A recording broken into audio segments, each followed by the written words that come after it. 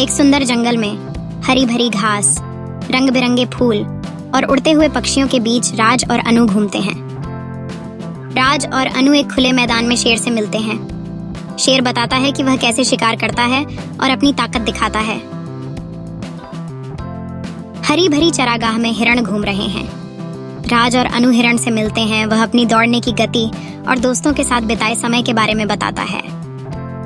एक खुली जगह पर ज़ेब्रा आराम कर रहे हैं। राज और अनु ज़ेब्रा से मिलते हैं। वह अपनी धारियों और समूह में रहने के बारे में बताता है। जंगल के किनारे एक बड़ा हाथी है। राज और अनु हाथी से मिलते हैं। वह अपनी सूंड से भोजन खोजने और दोस्तों की मदद करने के बारे में बताता है। पेड़ों पर चढ़ता खेलता हुआ बंदर। राज और अनु उससे मिलते हैं। वह अपने खेल और चपलता के बारे में बताता है। राज और अनु अपनी यात्रा का सारांश प्रस्तुत करते हैं और सीखे गए पाठों को याद करते हैं।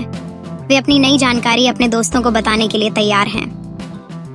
हमारे वीडियो को लाइक करें, इसे शेयर करें और ऐसे और भी वीडियो देखने के लिए हमारे चैनल को सब्सक्राइब करें।